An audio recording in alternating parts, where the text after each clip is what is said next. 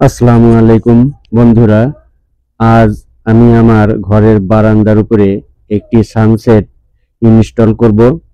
আপনারা আমার এই কাজটি দেখতে থাকুন, হয়তো একদিন আপনাদেরও কাজে লাগতে পারে। অতএব কাজটি শিখে রাখুন। আমার এই ভিডিও যদি আপনাদের ভালো লাগে তাহলে লাইক, কমেন্ট, শেয়ার করবেন। আমার জন্য দোয়া করবেন, আমি যেন আপনাদেরকে ভালো ভালো কিছু উপহার দিতে পারি। সবাইকে মনোযোগ সহকারে আমার কাজটি দেখার অনুরোধ রইল। ধন্যবাদ। সূরা বাকারা। রহমান রহিম আল্লাহ তাআলার নামে। আলিফ লাম মিম। এই সেই মহাগ্রন্থ আল কোরআন, তাতে কোনো সন্দেহ নেই যারা আল্লাহ তাআলাকে ভয় করে। এই কিতাব কেবল তাদের জন্য পথপ্রদর্শক, যারা না দেখে আল্লাহ তাআলাকে বিশ্বাস করে, যারা নামাজ প্রতিষ্ঠা করে। তাদের আমি যা কিছু দান করেছি তারা তা থেকে আমারে নির্দেশিত পথে ব্যয় করে। যারা তোমার উপর যা কিছু নাজিল করা হয়েছে তার উপর ঈমান আনে তোমার আগে নবীদের উপর যা কিছু নাজিল করা হয়েছে তার উপর। সর্বোপরি তারা পরকালের উপরও ঈমান আনে। সত্যিকার অর্থে এ লোকগুলোই তাদের মালিকের দেখানো সঠিক পথের উপর রয়েছে এবং এরাই হচ্ছে সফলকাম। যারা এ বিষয়গুলো অস্বীকার করে তাদের তুমি পরকালের কথা বলে সাবধান করো আর না করো, কার্যত উভয়টাই তাদের জন্য সমান কথা। এরা কখনো ঈমান আনবে না। ক্রমাগত কুফরি করার কারণে আল্লাহ তাআলা তাদের মন, মগজ ও শ্রবণ শক্তির উপর মোহর মেরে দিয়েছেন। এদের দৃষ্টিশক্তির উপরও এক ধরনের আবরণ পড়ে আছে। যারা এ ধরনের লোক, তাদের জন্য পরকালের কষ্টদায়ক শাস্তি রয়েছে। মানুষদের মাঝে কিছু লোক এমনও আছে যারা মুখে বলে আমরা আল্লাহ তাআলা ও পরকালের উপর ঈমান এনেছি, কিন্তু এদের কর্মকাণ্ড দেখলে তুমি বুঝতে পারবে এরা মোটেই ঈমানদার নয়। মুখে ঈমানের দাবি করে এরা আল্লাহ তাআলা ও তার নেক বান্দাদের সাথে প্রতারণা করে যাচ্ছে। মূলত এ কাজের মাধ্যমে তারা অন্য কাউকে নয়, নিজেদেরই ধোঁকা দিয়ে যাচ্ছে, যদিও এ ব্যাপারে তাদের কোনো প্রকারের চৈতন্য নেই। আসলে এদের মনের ভেতর রয়েছে এক ধরনের মারাত্মক ব্যাধি। প্রতারণার কারণে আল্লাহ তাআলা এদের সে ব্যাধি বাড়িয়ে দিয়েছেন। তাদের জন্য রয়েছে আল্লাহ তাআলার পক্ষ থেকে পীড়াদায়ক আযাব, কেননা তারা মিথ্যা বলছিল। তাদের যখন বলা হয় তোমরা এই শান্তিপূর্ণ জমিনে অশান্তি ও বিপর্যয় সৃষ্টি করো না, তখন তারা বলে না, আমরাই তো বরং সংশোধনকারী। অথচ এরাই হচ্ছে জমিনে যাবতীয় বিপর্যয় সৃষ্টিকারী, যদিও তারা এ ব্যাপারে কোনো চৈতন্য রাখে না। তাদের যখন বলা হয় অন্য লোকেরা যেমন ঈমান এনেছে তোমরাও তেমনি ভাবে ঈমান আনো, তারা বলে হে নবী, তুমি কি চাও আমরাও নির্বোধ লোকদের মতো ঈমান আনি? আসলে নির্বোধ তো হচ্ছে এরা নিজেরাই, যদিও তারা এই কথাটা জানে না। মুনাফিকদের অবস্থা হচ্ছে তারা যখন ঈমানদার লোকদের সাথে মিলিত হয় তখন বলে আমরা ঈমান এনেছি, আবার যখন একাকী তাদের শয়তানদের সাথে মিলিত হয় তখন বলে আমরা তো তোমাদের সাথেই আছি। ঈমানের কথা বলে ওদের সাথে আমরা ঠাট্টা করছিলাম মাত্র। মূলত আল্লাহ তাআলাই তাদের সাথে ঠাট্টা করে যাচ্ছেন। আল্লাহ তাআলাই তাদের অবকাশ দিয়ে রেখেছেন। তারা তাদের বিদ্রোহে বিভ্রান্তের ন্যায় ঘুরে বেড়াচ্ছে। এরা জেনে বুঝে হেদায়েতের বিনিময়ে গোমরাহি কিনে নিয়েছে। তাদের এ ব্যবসাটা কিন্তু মোটেই লাভজনক হয়নি এবং এরা সঠিক পথের অনুসারীও নয়। এদের উদাহরণ হচ্ছে সে হতভাগ্য ব্যক্তির মতো যে অন্ধকারে আগুন জ্বালাতে চাইল, যখন তা তার গোটা পরিবেশটাকে আলোকোজ্জ্বল করে দিল, তখন হঠাৎ করে আল্লাহ তাআলা তাদের কাছ থেকে আলোটুকু ছিনিয়ে দিলেন এবং তাদের এমন অন্ধকারে ফেলে রাখলেন যে তারা কিছুই দেখতে পেল না। এদের অবস্থা হচ্ছে এরা কানেও শোনে না, চোখেও দেখে না, মুখ দিয়ে কথাও বলতে পারে না। অতএব এসব লোক সঠিক পথের দিকে ফিরে আসবে না। অথবা এদের উদাহরণ হচ্ছে আসমান থেকে নেমে আসা বৃষ্টির মতো, এর মাঝে রয়েছে আবার অন্ধকার, মেঘের গর্জন ও বিদ্যুতের চমক। বিদ্যুৎ গর্জন ও মৃত্যুর ভয়ে এরা নিজেদের কানে নিজেদের আঙুল ঢুকিয়ে রাখে। এরা জানে না আল্লাহ তাআলা কাফিরদের সকল দিক থেকেই ঘিরে রেখেছেন, তাতে এদের অবস্থা নাজুক হয়ে পড়ে। মনে হয় এখনই বিদ্যুৎ এদের চোখ নিষ্প্রভ করে দেবে। এ আতঙ্কজনক অবস্থায় আল্লাহ তাআলা যখন এদের জন্য একটু আলো জ্বালিয়ে দেন তখন এরা সেদিকে চলতে থাকে। আবার যখন তিনি তাদের উপর অন্ধকার চাপিয়ে দেন তখন এরা একটু থমকে দাঁড়ায়, অথচ আল্লাহ তাআলা চাইলে সহজেই তাদের শোনার ও দেখার ক্ষমতা ছিনিয়ে নিতে পারতেন। নিশ্চয়ই তিনি সর্বশক্তিমান। হে মানুষ, তোমরা সেই মহান আল্লাহ তাআলার দাসত্ব স্বীকার করো, যিনি তোমাদের এবং তোমাদের আগে যারা ছিল তাদের সবাইকে পয়দা করেছেন। আশা করা যায় এর ফলে তোমরা যাবতীয় সংকট থেকে বেঁচে থাকতে পারবে। তিনি সে মহান সত্তা, যিনি জমিনকে তোমাদের জন্য শয্যা বানালেন, আসমানকে বানালেন ছাদ এবং আসমান থেকে পানি পাঠালেন। তার সাহায্যে তিনি নানা প্রকারের ফলমূল উৎপাদন করে তোমাদের জীবিকার ব্যবস্থা করলেন। অতঃপর তোমরা জেনে বুঝে এসব কাজে আল্লাহ তাআলার সাথে কাউকে শরীক করো না। আমি আমার বান্দার উপর যে কিতাব নাজিল করেছি তার সত্যতার ব্যাপারে যদি তোমাদের কোনো সন্দেহ থাকে তাহলে যাও, তার মতো করে একটি সূরা তোমরাও রচনা করে নিয়ে এসো।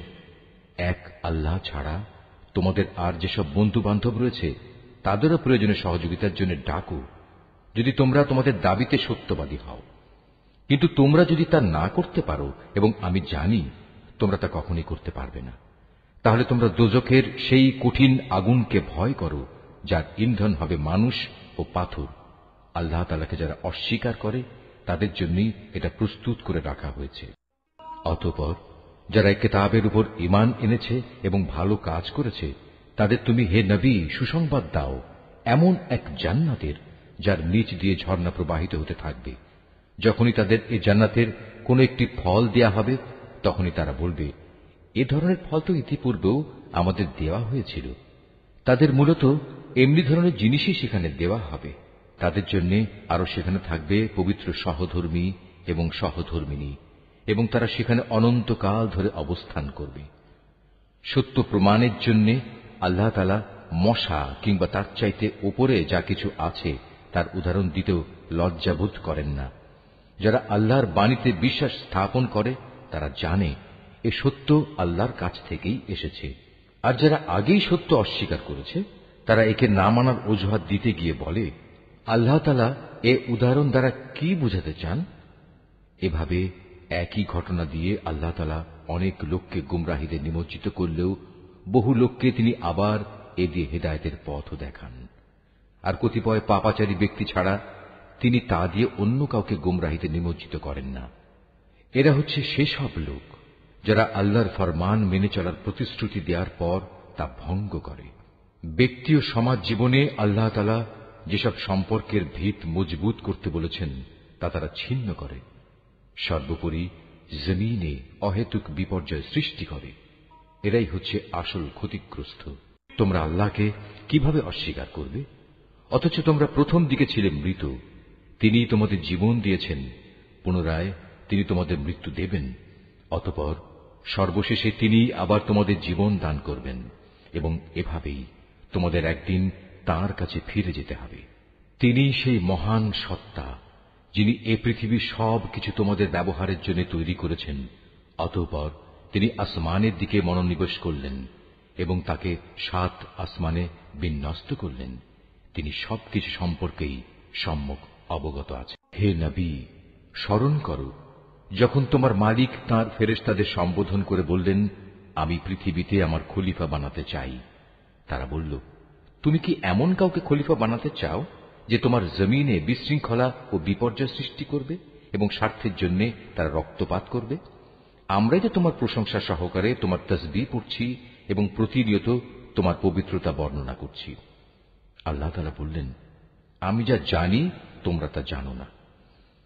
আল্লাহ তাআলা অতঃপর তাঁর খলিফা আদমকে প্রয়োজনীয় সব জিনিসের নাম শিখিয়ে দিলেন। পরে তিনি সেগুলো ফেরেশতাদের কাছে পেশ করে বললেন, তোমাদের আশঙ্কার ব্যাপারে তোমরা যদি সত্যবাদী হও তাহলে তোমরা আমাকে এর নামগুলো বলো তো। ফেরেশতারা বলল, হে আল্লাহ তাআলা, তুমি পবিত্র, আমাদের তো এর বাইরে আর কিছুই জানা নেই যা তুমি আমাদের শিক্ষা দিয়েছ। তুমিই একমাত্র জ্ঞানী, একমাত্র কুশলী। আল্লাহ তাআলা এবার আদমকে বললেন, তুমি ফেরেশতাদের সে নামগুলো বলে দাও।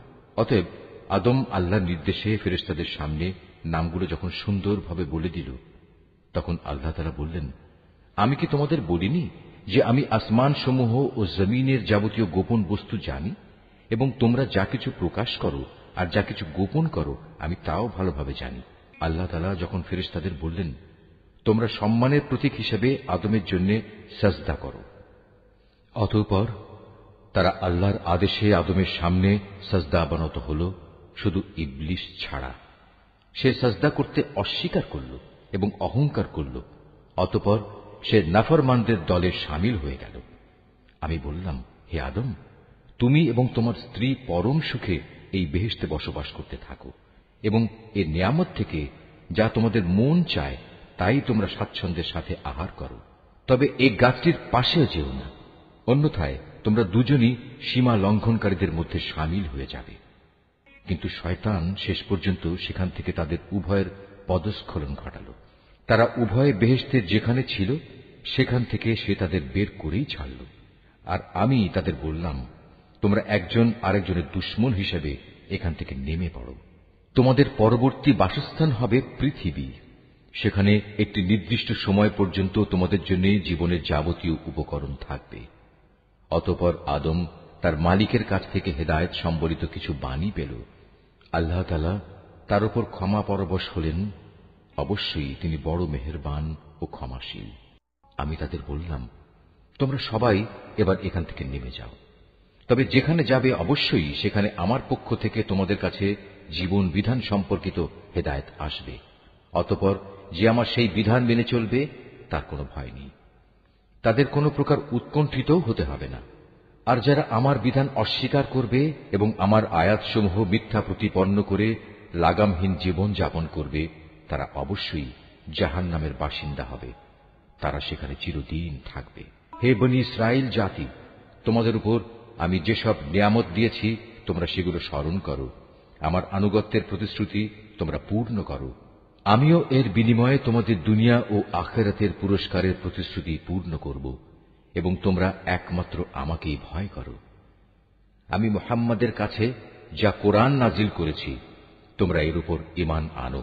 যা তোমাদের কাছে যা কিছু আছে তার সত্যায়নকারী। তোমরা কিছুতেই এর প্রথম অস্বীকারী হইও না এবং বৈষয়িক স্বার্থে সামান্য মূল্যে আমার আয়াত বিক্রি করো না এবং তোমরা শুধু আমাকেই ভয় করো। তোমরা মিথ্যা দিয়ে সত্যকে পোশাক পরিয়ে দিও না এবং সত্যকে জেনে বুঝে লুকিয়েও রেখো না।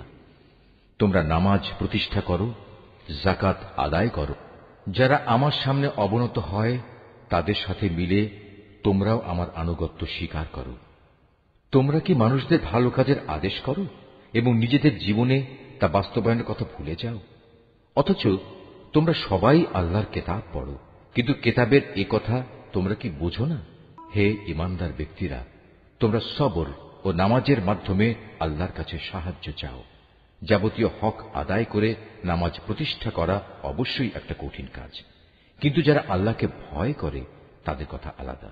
যারা জানে একদিন তাদের সবাইকে তাদের মালিকের সামনাসামনি হতে হবে এবং তাদের সবাইকে তাঁর কাছে ফিরে যেতে হবে, তার জন্যে এটা কঠিন কিছু নয়। হে বনী ইসরাইল জাতি, তোমরা আমার সেই নিয়ামতের কথা স্মরণ করো যা আমি তোমাদের দান করেছি। আমার সেই নিয়ামতের মধ্যে একটি ছিল আমি তোমাদের সৃষ্টিকুলের উপর প্রাধান্য দিয়েছিলাম। হে ঈমানদার ব্যক্তিরা, তোমরা সেই দিনটিকে ভয় করো যেদিন একজন আরেকজনের কোনোই কাজে আসবে না। একজনের কাছ থেকে আরেকজনের পক্ষে কোনো সুপারিশও সেদিন গ্রহণ করা হবে না এবং কারো কাছ থেকে মুক্তিপণ নেয়া কিংবা তা নিয়ে কাউকে ছেড়ে দেয়া হবে না, না তাদের সেদিন কোন রকম সাহায্য করা হবে। স্মরণ করো যখন আমি তোমাদের ফেরাউনের লোকদের গোলামি থেকে মুক্তি দিয়েছিলাম। তারা তোমাদের উপর ভীষণ অত্যাচার করত। তারা নিকৃষ্ট ধরনের শাস্তি দ্বারা তোমাদের যন্ত্রণা দিত। তারা তোমাদের পুত্র সন্তানদের হত্যা করত এবং তোমাদের মেয়েদের তারা জীবিত রেখে দিত। তোমাদের মালিকের পক্ষ থেকে এতে তোমাদের জন্য বড় একটা পরীক্ষা নিহিত ছিল।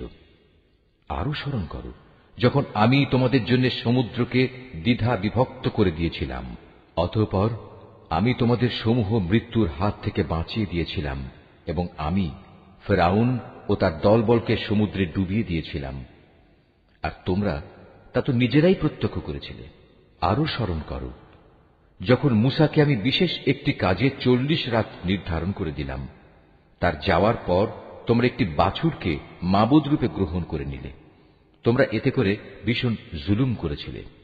অতঃপর এ অপরাধ সত্ত্বেও আমি পুনরায় তোমাদের ক্ষমা করে দিয়েছি এ আশায় যে তোমরা আমার কৃতজ্ঞতা আদায় করবে। সে কথাও স্মরণ করো যখন আমি মুসাকে কেতাব ও ন্যায় অন্যায়ের পরককারী একটি মানদণ্ড দান করেছি, যাতে করে তোমরা হেদায়েতের পথে চলতে পারো। আরো স্মরণ করো মুসা যখন তার নিজ লোকদের কাছে এসে বলল, হে আমার জাতি, তোমরা আমার অবর্তমানে বাছুরকে মাবুদ হিসেবে গ্রহণ করে যে বড় রকমের জুলুম করেছ, তার জন্য অবিলম্বে আল্লাহর দরবারে তওবা করো এবং তোমরা তোমাদের নিজেদের শিরকে অভিশপ্ত নফস সমূহকে হত্যা করো। এর মাঝেই আল্লাহর কাছে তোমাদের জন্য কল্যাণ রয়েছে। অতঃপর আল্লাহ তাআলা তোমাদের উপর ক্ষমা পরবশ হবেন, কারণ তিনি বড়ই ক্ষমাশীল ও অনুগ্রহকারী। তোমরা যখন বলেছিলে, হে মুসা, আমরা আল্লাহকে প্রত্যক্ষভাবে না দেখলে কখনো তার উপর ঈমান আনব না, তখন এর ধৃষ্টতার শাস্তি হিসেবে মুহূর্তের মধ্যেই বজ্রের মতো এক গজব তোমাদের উপর নিপতিত হল, আর তোমরা তার দিকে চেয়েই থাকলে, কিছুই করতে পারলে না। অতঃপর এই ধ্বংসকর মৃত্যুর পর তোমাদের আমি পুনরায় জীবন দান করলাম, যাতে করে তোমরা আমার কৃতজ্ঞতা আদায় করতে পারো। আমি তোমাদের উপর মেঘের ছায়া দান করেছিলাম, মান এবং সালওয়া নামক খাবারও তোমাদের জন্য পাঠিয়েছিলাম। আমি তোমাদের বলেছিলাম, সেসব পবিত্র খাবার খাও যা আমি তোমাদের দিয়েছি, তা তোমরা উপভোগ করো। নিয়ামত অবজ্ঞা করে তারা আমার উপর কোনো অবিচার করেনি, বরং এর দ্বারা তারা নিজেরাই নিজেদের উপর জুলুম করেছে।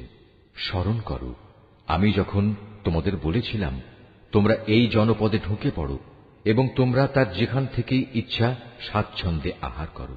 দম্ভ সহকারে প্রবেশ না করে মাথা নত করে ঢুকো। তোমরা ক্ষমার কথা বলবে, আমিও তোমাদের ভুল ত্রুটিসমূহ ক্ষমা করে দেব, এবং যারা ভালো কাজ করে আমি এভাবেই তাদের পাওনার অঙ্ক বাড়িয়ে দেই। সুস্পষ্ট হেদায়েত সত্ত্বেও অতঃপর জালিমরা এমন কিছু ব্যাপার রদবদল করে ফেলল, যা না করার জন্যই তাদের বলা হয়েছিল। আমিও এরপর যারা জুলুম করল তাদের উপর আসমান থেকে গজব নাজিল করলাম। মূলত এটা ছিল তাদের গুনার ফল। যখন মুসা আমার কাছে তার জাতির লোকদের জন্য পানি চাইল, আমি তাকে বললাম, তোমার হাতের লাঠি দিয়ে তুমি এই পাথরে আঘাত করো। আঘাত করা মাত্রই সে পাথর থেকে 12টি পানির নহর উৎপন্ন হয়ে গেল। প্রত্যেক গোত্রই নিজ নিজ পানির ঘাট চিনে নিল। আমি বললাম, আল্লাহর দেয়া রিজিক থেকে তোমরা পানাহার করো, তবে আমার জমিনে বিপর্যয় সৃষ্টি করে বেরিও না। স্মরণ করো তোমরা যখন মুসাকে বলেছিলে, হে মুসা, প্রতিদিন একই ধরনের খাবারের উপর আমরা কিছুতেই আর ধৈর্য ধরতে পারব না। তুমি তোমার মালিকের কাছে বলো যেন তিনি কিছু ভূমিজাত দ্রব্য, তরিতরকারি, পেঁয়াজ, রসুন, ভুট্টা, ডাল উৎপাদন করেন। সে বলল, তোমরা কি আল্লাহর পাঠানো এই উৎকৃষ্ট জিনিসের সাথে একটি তুচ্ছ ধরনের জিনিসকে বদলে দিতে চাও? যদি তাই হয়, তাহলে তোমরা অন্য কোনো শহরে সরে পড়ো, যেখানে তোমাদের এসব জিনিস যা তোমরা চাইবে তা অবশ্যই পাওয়া যাবে। আল্লাহ তাআলার আদেশ অমান্য করার ফলে শেষ পর্যন্ত অপমান ও দারিদ্র্য তাদের উপর ছেয়ে গেল। আল্লাহর গজব দ্বারা তারা আক্রান্ত হয়ে গেল। এটা এ কারণে যে এরা ক্রমাগত আল্লাহর আয়াতকে অস্বীকার করতে থাকল এবং আল্লাহর নবীদের অন্যায়ভাবে হত্যা করতে থাকল। আর এ সব কিছু এজন্যই ছিল যে তারা আল্লাহর সাথে নাফরমানি ও সীমা লঙ্ঘন করছিল। যারা ঈমান আনে, তারা খ্রিস্টান হোক, ইহুদি হোক কিংবা সাবি হোক, তারাই হবে মুসলমান। এদের যে কেউ আল্লাহর উপর ঈমান আনবে পরকালের উপর এবং যথার্থ ভালো কাজ করবে, তাদের জন্য তাদের মালিকের কাছে পুরস্কার রয়েছে, এবং এসব লোকের যেমন কোনো ভয় নেই, তেমনি তারা চিন্তিত হবে না। স্মরণ করো যখন আমি তোমাদের কাছ থেকে প্রতিশ্রুতি নিয়েছিলাম যে তোমরা তাওরাত মেনে চলবে, এবং তুর পাহাড়কে আমি তোমাদের উপর তুলে ধরে বলেছিলাম যে কিতাব তোমাদের আমি দান করেছি তা শক্তভাবে আঁকড়ে ধরো এবং তাতে যা কিছু আছে তা স্মরণ রেখো। এই উপায়ে তোমরা হয়তো শয়তান থেকে নিজেদের বাঁচাতে পারবে। অতঃপর তোমরা এ ওয়াদা থেকে ফিরে গেলে, কিন্তু তা সত্ত্বেও আমার অনুদান ও রহমত যদি তোমাদের উপর না থাকত, তাহলে তোমরা অবশ্যই ধ্বংস হয়ে যেতে। তোমরা তো ভালো করেই তাদের জানো যারা তোমাদের মধ্যে শনিবারে আল্লাহর আদেশ লঙ্ঘন করেছে। অতঃপর আমি তাদের শুধু এটুকুই বলেছি, যাও, এবার তোমরা সবাই অপমানিত বানরে পরিণত হয়ে যাও। এই ঘটনাকে আমি সেসব মানুষদের যারা তখন সেখানে মজুদ ছিল, আরো যারা পরে আসবে, তাদের সবার জন্য একটি দৃষ্টান্তমূলক ঘটনা বানিয়ে দিয়েছি। যারা আল্লাহকে ভয় করে এমন লোকদের জন্যও এই ঘটনা ছিল একটি উপদেশ। আরো স্মরণ করো যখন মুসা তার জাতিকে বলল, অবশ্যই আল্লাহ তাআলা তাঁর নামে তোমাদের একটি গাভী জবাই করার আদেশ দিচ্ছেন। তারা একথা শুনে বলল, হে মুসা, তুমি কি আমাদের সাথে তামাশা করছো? সে বলল, আমি তামাশা করে জাহেলদের দলে শামিল হওয়া থেকে আল্লাহ তাআলার কাছে পানা চাই। তারা মুসাকে বলল, তুমি তোমার মালিককে বলো আমাদের তিনি যেন সুস্পষ্ট বলে দেন তা কেমন হবে। সে বলল, অবশ্যই তা হবে এমন যা বৃদ্ধ হবে না, আবার একেবারে বাচ্চাও হবে না, বরং তা হবে এর মাঝামাঝি বয়সের। এখন যা কিছু তোমাদের নির্দেশ দেওয়া হচ্ছে তাই করো। তারা মুসাকে বলল, তুমি তোমার মালিককে জিজ্ঞেস করে নাও, তিনি আমাদের যেন বলে দেন তার রং কেমন হবে। সে বলল, তা হবে হলুদ রঙের। তার রং এত আকর্ষণীয় হবে যে যারা তাকাবে তা তাদেরই পরিতৃপ্ত করবে। তারা বলল, হে মুসা, তুমি তোমার মালিককে আবার জিজ্ঞেস করে নাও আসলে তা কি ধরনের হবে। আমরা তো সঠিক গাভী বাছাই করতে পারছি না, কারণ আমাদের কাছে তো সব গাভী দেখতে একই ধরনের মনে হয়। আল্লাহ তাআলা চাইলে এবার অবশ্যই আমরা সঠিক পথে চলতে পারব। সে বলল, তাহলে শোনো, আল্লাহর ঈপ্সিত সে গাভী হবে এমন যে সেটি কোনো চাষাবাদের কাজ করে না, জমিনে পানি সেচের কাজও করে না, অর্থাৎ তা হবে সম্পূর্ণ নিখুঁত ও ত্রুটিমুক্ত। এ কথা শুনিয়ে তারা বলল, এতক্ষণে তুমি আমাদের সামনে সত্য ঘটনা নিয়ে এসেছ। অতঃপর তারা এ ধরনের একটি গাভী জবাই করল, যদিও ইতিপূর্বে মনে হয়নি যে তারা এ কাজটি আদৌ করতে চায়। স্মরণ করো যখন তোমরা একজন লোককে হত্যা করেছিলে, অতঃপর সে ব্যাপারে তোমরা একে অপরের উপর হত্যার অভিযোগ আরোপ করতে শুরু করলে, অথচ আল্লাহ তাআলা সেই বিষয়ই মানুষের সামনে বের করে আনতে চাইলেন যা তোমরা লুকোবার চেষ্টা করেছিলে। হত্যাকারীকে খুঁজে বের করার জন্য আমি তোমাদের বললাম, কোরবানি করা সেই গাভীর শরীরের একাংশ দিয়ে তোমরা একে মৃদু আঘাত করো। এভাবেই আল্লাহ তাআলা মৃত ব্যক্তিকে জীবন দান করবেন এবং এ ধরনের অলৌকিক ঘটনা দ্বারা তিনি তোমাদের কাছে তার জ্ঞানের নিদর্শনসমূহ তুলে ধরেন। আশা করা যায় তোমরা এর মাধ্যমে সত্য অনুধাবন করবে। কিন্তু এত বড় একটি নিদর্শন সত্ত্বেও অতঃপর তোমাদের মন কঠিন হয়ে গেল, এমন কঠিন যেন তা শক্ত পাথর, বরং মাঝে মাঝে মনে হয় পাথরের চেয়েও বুঝি তা বেশি কঠিন। কেননা কিছু পাথর এমন আছে যা থেকে মাঝে মাঝে ঝর্ণাধারা নির্গত হয়, আবার কোনো কোনো সময় তা বিদীর্ণ হয়ে ফেটেও যায় এবং তা থেকে পানির ফোয়ারাও বেরিয়ে আসে। অবশ্য এর মধ্যে থেকে এমন কিছু পাথর আছে যা আল্লাহর ভয়ে ধসে পড়ে। আল্লাহ তাআলা তোমাদের কার্যকলাপ সম্পর্কে মোটেই গাফেল নন। হে ঈমানদার লোকেরা, এরপরেও তোমরা কি এই আশা পোষণ করো যে এরা তোমাদের সাথে তোমাদের দ্বীনের জন্য ঈমান আনবে? অথচ এদের একাংশ যুগ যুগ ধরে আল্লাহর কিতাব শুনে আসছে, অতঃপর তারা তাকে বিকৃত করছে, অথচ এরা ভালো করেই তা জানে। এদের অবস্থা হচ্ছে, এরা যখন ঈমানদারদের সাথে সাক্ষাৎ করে তখন বলে, আমরা ঈমান এনেছি, কিন্তু এরাই আবার যখন গোপনে একে অপরের সাথে মিলিত হয় তখন বলে, তোমরা কি মুসলমানদের কাছে সেসব কথা প্রকাশ করে দাও যা আল্লাহ তাআলা মুহাম্মদের নবুয়ত সম্পর্কে আগেই তাওরাতে তোমাদের উপর ব্যক্ত করেছেন? খবরদার, তোমরা এমনটি কখনো করো না।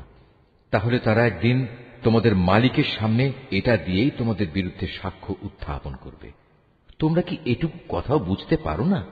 এরা কি জানে না আল্লাহর কিতাবে যা কিছু এরা গোপন করে, আবার নিজেদের স্বার্থে তারা যা প্রকাশ করে তা সবই আল্লাহ তাআলা জানেন। এদের আরেকটি দল যারা একান্ত অশিক্ষিত, নিরক্ষর, এরা আল্লাহর কিতাব সম্পর্কে কিছুই জানে না। আল্লাহর কিতাব যেন এদের কাছে একটি নিছক ধ্যান ধারণা সর্বস্ব পুস্তক মাত্র। এরা শুধু অমূলক ধারণাই করে থাকে। সেসব লোকের জন্য ধ্বংস অনিবার্য যারা হাত দিয়ে কিতাব লিখে নেয়, তারপর দুনিয়ার সামনে বলে এগুলো হচ্ছে আল্লাহ তাআলার পক্ষ থেকে অবতীর্ণ শরীয়তের বিধান। তাদের উদ্দেশ্য হচ্ছে যেন তা দিয়ে দুনিয়ার কিছু স্বার্থ তারা কিনে নিতে পারে। অতঃপর তাদের হাত যা কিছু রচনা করেছে তার জন্য তাদের ধ্বংস ও দুর্ভোগ, যা কিছু তারা উপার্জন করেছে তার জন্য তাদের দুর্ভোগ। এসব নির্বোধ লোকেরা বলে, জাহান্নামের আগুন কখনোই আমাদের স্পর্শ করবে না, একান্ত যদি করেও তা হবে নির্দিষ্ট কয়েকটা দিনের জন্য মাত্র। হে নবী, তুমি তাদের বলো, তোমরা কি আল্লাহর কাছ থেকে এমন কোন প্রতিশ্রুতি আদায় করে নিয়েছ? আল্লাহ তাআলা তো কখনো তার প্রতিশ্রুতি ভঙ্গ করেন না। না তোমরা জেনে বুঝেই আল্লাহ তাআলা সম্পর্কে এমন সব কথা বলে বেড়াচ্ছ যা তোমরা নিজেরাই জানো না। হ্যাঁ, যে কোনো ব্যক্তি স্বেচ্ছায় অপরাধ করেছে এবং যাকে তার পাপ ঘিরে রেখেছে, এমন লোকেরাই হচ্ছে জাহান্নামের অধিবাসী এবং সেখানে তারা চিরদিন অবস্থান করবে। আবার যারাই আল্লাহর উপর ঈমান আনবে এবং ভালো কাজ করবে তারা বেহেশতবাসী হবে, তারা সেখানে চিরদিন থাকবে। যখন আমি বনী ইসরায়েলদের কাছ থেকে এ মর্মে প্রতিশ্রুতি নিয়েছিলাম যে তোমরা আল্লাহ তাআলা ছাড়া অন্য কারো ইবাদত করবে না এবং মাতা পিতার সাথে সৎ ব্যবহার করবে, আত্মীয় স্বজন, এতিম মিসকিনদের সাথে ভালো ব্যবহার করবে, মানুষদের সুন্দর কথা বলবে, নামাজ প্রতিষ্ঠা করবে, যাকাত প্রদান করবে, কিন্তু এ সত্ত্বেও তোমাদের মধ্যে সামান্য কিছু সংখ্যক লোক ছাড়া অধিকাংশই অতঃপর সেদিন ফিরে গেছ। এভাবেই তোমরা প্রতিশ্রুতি থেকে মুখ ফিরিয়ে নিয়েছিলে। তোমাদের কাছ থেকে আমি এ প্রতিশ্রুতিও নিয়েছিলাম যে তোমরা কেউ কারো রক্তপাত করবে না এবং নিজেদের লোকদের তাদের ঘর বাড়ি থেকে উচ্ছেদ করবে না। অতঃপর তোমরা তা স্বীকার করে নিয়েছিলে। তোমরা তো নিজেরাই এ সাক্ষ্য দিচ্ছ। তারপর এই তো হচ্ছে, তোমরা একে অপরকে তোমরা হত্যা করতে লাগলে। তোমাদের এক দলকে তোমরা তাদের ভিটে মাটি থেকে বিতাড়িত করে দিতে লাগলে। অন্যায় এবং জুলুম দ্বারা জালেমদের তোমরা তাদের উপর পৃষ্ঠপোষকতা করতে থাকলে। শুধু তাই নয়, কোন লোক যুদ্ধবন্দী হয়ে তোমাদের কাছে এলে তোমরা তাদের জন্য মুক্তিপণ দাবি করো, অথচ তাদের ঘরবাড়ি থেকে উচ্ছেদ করাটাই ছিল তোমাদের উপর অবৈধ কাজ এবং আল্লাহ তাআলাকে দেয়া প্রতিশ্রুতির লঙ্ঘন। তোমরা কি তাহলে আল্লাহর কিতাবের একাংশ বিশ্বাস করো এবং আরেকাংশ অবিশ্বাস করো? সাবধান, কখনো যদি কোনো জাতি কিংবা ব্যক্তি দ্বীনের অংশবিশেষের উপর ঈমান আনায়নের এ আচরণ করে, তাদের শাস্তি এছাড়া আর কি হবে? যে পার্থিব জীবনে তাদের লাঞ্ছনা ভোগ করতে হবে, তাদের পরকালেও কঠিনতম আযাবের দিকে নিক্ষেপ করা হবে। তোমরা প্রতিনিয়ত যা করছো, আল্লাহ তাআলা সে সব কিছু থেকে মোটেও উদাসীন নন। বস্তুত এই লোকেরা আখিরাতের স্থায়ী জীবনের বিনিময়ে দুনিয়ার অস্থায়ী জীবন খরিদ করে নিয়েছে। এরা যেহেতু আযাব বিশ্বাসই করেনি, তাই আল্লাহ তাআলার পক্ষ থেকে তাদের আযাব কিঞ্চিত পরিমাণও হালকা করা হবে না, আর না তাদের কোনো দিক থেকে কোন রকম সাহায্য করা হবে। আমি মূসাকে কিতাব দিয়েছি, তারপর একে একে আমি আরো অনেক নবী পাঠিয়েছি এবং বাপ ছাড়া সন্তান পয়দা হওয়ার মতো সুস্পষ্ট নিদর্শন দিয়ে আমি মরিয়ম পুত্র ঈসাকে পাঠিয়েছি এবং আমার পাঠানো বাণী ও পবিত্র আত্মার মাধ্যমে তাকে আমি সাহায্য করেছি। অথচ যখনই তোমাদের কাছে আল্লাহর কোন নবী আসত, তোমাদের মনোপুত না হলে তোমরা অহংকারের বশবর্তী হয়ে তাদের অস্বীকার করেছ। তাদের কাউকে তোমরা মিথ্যাবাদী বলেছ, আবার তাদের একদলকে তোমরা হত্যাও করেছ। তারা বলে, হিদায়াতের জন্য আমাদের মন ও তার দরজা বন্ধ হয়ে আছে। আসলে আল্লাহ তাআলাকে তাদের ক্রমাগত অস্বীকার করার কারণে তিনি তাদের উপর অভিসম্পাত করেছেন। অতঃপর তাদের সামান্য পরিমাণ লোকই আল্লাহর উপর ঈমান এনেছে। যখনই তাদের কাছে আল্লাহর কাছ থেকে কিতাব নাজিল হল, যা তাদের কাছে মজুদ কিতাবের সত্যতা স্বীকার করে, তাছাড়া এর আগে তারা নিজেরাই সমাজের অন্যান্য কাফেরদের উপর বিজয়ী হওয়ার জন্য এই কিতাব ও তার বাহকের আগমন কামনা করেছিল। কিন্তু আজ যখন তা তাদের কাছে এলো এবং যা তারা যথাযথ চিনতেও পারল, তাই তারা অস্বীকার করল।